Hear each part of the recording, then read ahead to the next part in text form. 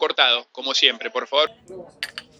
Bueno, bienvenidos a este nuevo espacio que lo llamamos Un Cortado En, y va a ir cambiando en cada bar. Hoy estamos en el Café Tabac, en Libertador y Coronel Díaz.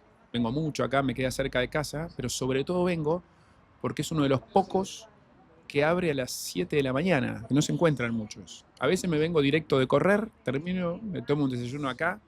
A veces no, a veces paso por casa a bañarme, ahí es cuando salgo muy temprano, estos días de frío, 5 y pico de la mañana, pero bueno, hay que ponerle garra. ¿Y por qué lo hacemos acá? Y porque yo ando todo el día en la calle, o sea, no me da para cortar, ir a la oficina, ponerme.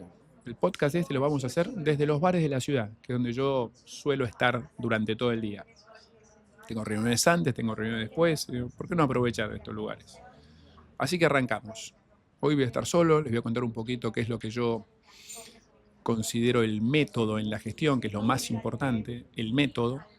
Otras veces vamos a hablar con algún invitado, otras veces por ahí con algún grupo, ¿no? Charlando de distintos temas. Como les digo, este es un lugar emblemático, muy querido para mí, porque cuando era chiquito vivía acá enfrente, veníamos a tomar algo con mi papá, así que lo quiero mucho. Arrancamos. Es un tema que me define, el tema de la gestión, esta cosa de la obsesión por la gestión, el método. A partir de eso algunos me llaman robot, medio en joda, medio en serio. Pero no tengan duda que la única manera de hacer un buen gobierno en un lugar como la ciudad grande y diverso es con un método muy riguroso. ¿De qué hablamos cuando hablamos del método? No es un procedimiento, no es una... Ya va de vuelta. Dale. Bueno, perdón. Bueno, ¿de qué hablamos cuando hablamos de método? El método es una forma de trabajar, es más que eso, es una cultura de trabajo, donde todo lo que se hacía o se hace en un gobierno pasa por el método. El método tiene, si quieren, dos grandes componentes. Uno es el método propiamente dicho, la forma de gobernar, pero tiene que ir de la mano con el otro capítulo que yo llamo la cercanía al exceso. Además, yo lo llamaba la cercanía al ridículo. Ahora vamos a ir hablando de cada uno. Vamos primero al método. El método tomemos como si fuera una moneda de dos caras. Una cara es planificación.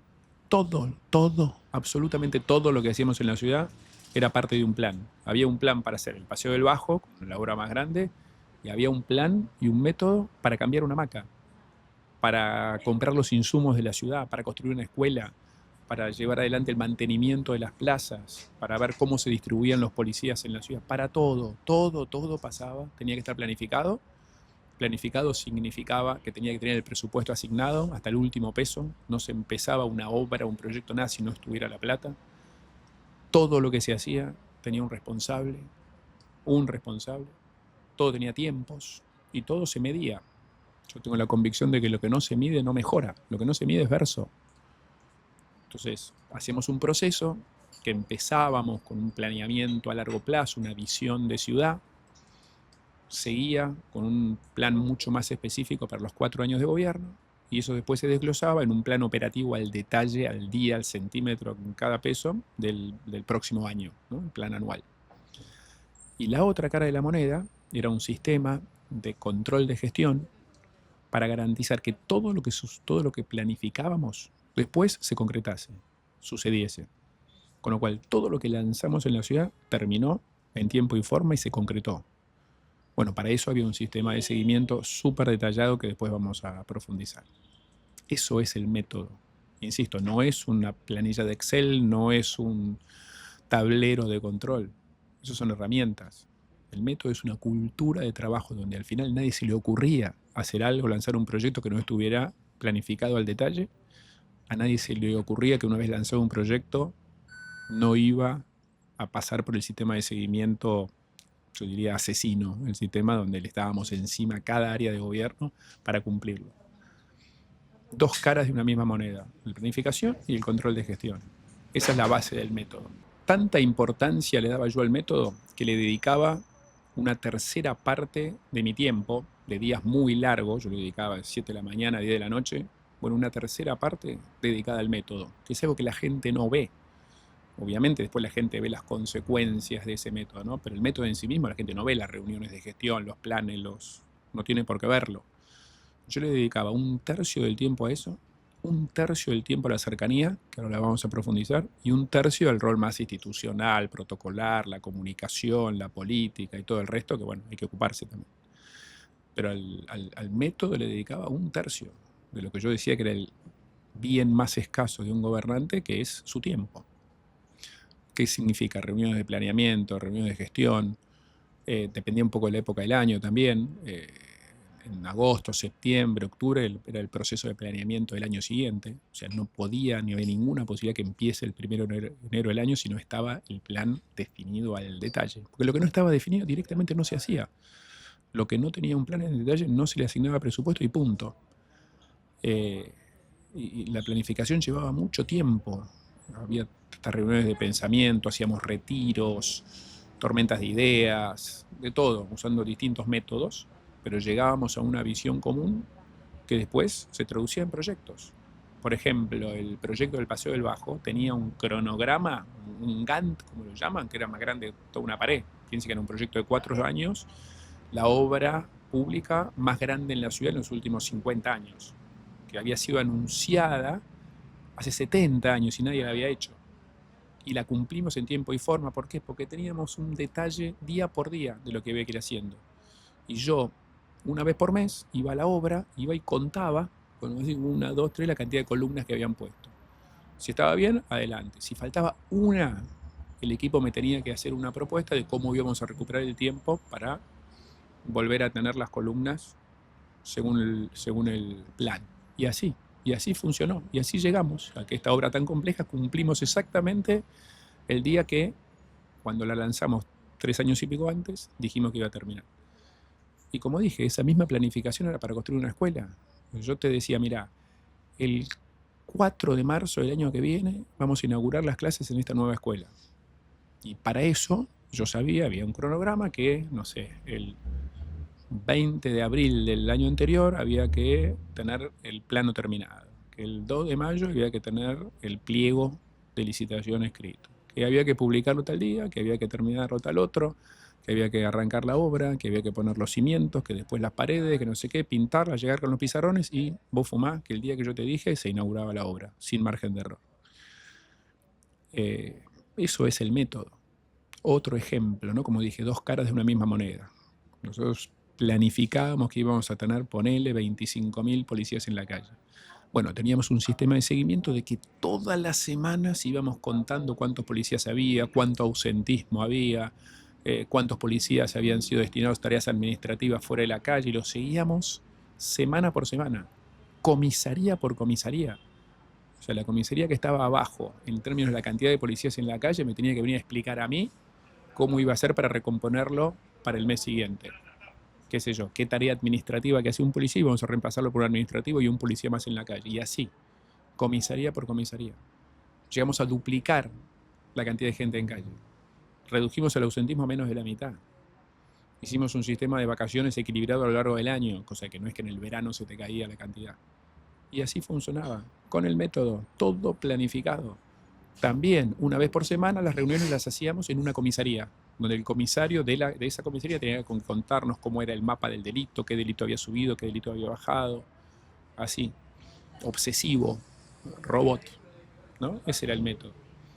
Y teníamos las reuniones de seguimiento, que era el sistema de control de gestión, donde cada ministerio, con una periodicidad definida, qué sé yo, ministerios más importantes ponerle cada 15 días, otros cada 3 semanas y algún otro cada mes, pero todos tenían que pasar por una reunión donde teníamos una agenda previa, donde sabíamos cuáles eran los proyectos prioritarios que tenían que reportar, donde había habido desvíos en los tiempos y tenían que venir a explicar cómo recomponerlos. Reuniones, yo no me sentaba en la reunión si no tenía una agenda previa, recontra puntual, y siempre teléfono en la puerta, en una cajita en la puerta, porque reuniones con teléfono no son reuniones.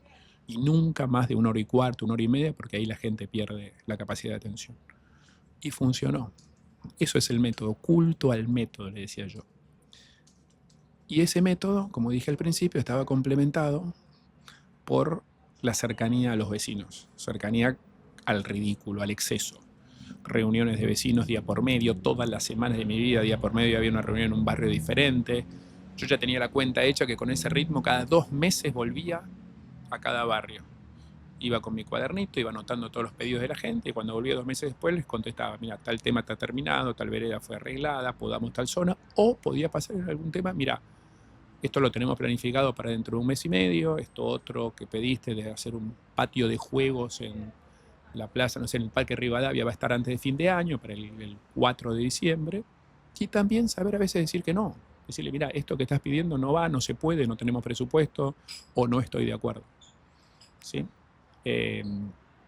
Había reuniones con vecinos, a veces hacíamos grandes abiertas y venían de a 300, 500 personas, me acuerdo, muchas, qué sé yo, en el Club Ferro, en Atlanta mismo, a veces en el verano lo hacíamos en las plazas. También hacíamos reuniones más chicas, de 8 o 10, donde obviamente había una charla un poquito más profunda con cada uno, visitaba gente en sus casas para hablar con la familia, qué sé yo, reuniones en los bares todo el tiempo, caminando por la calle. Por ejemplo, me pedía un funcionario que quería venir a contarme un proyecto, un problema, algo, me pedía una reunión y decía, sí, dale, venite, nos encontramos en Acoite y Rivadavia mañana a las 4 y caminamos durante media hora y me vas contando.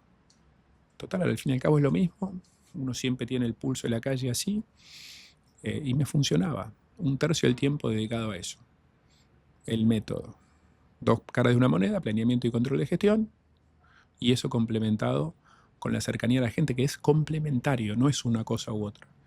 Le dedicaba 1/3 del tiempo al método, al planeamiento, y otro tercio del tiempo diferente a la cercanía. Y funcionó.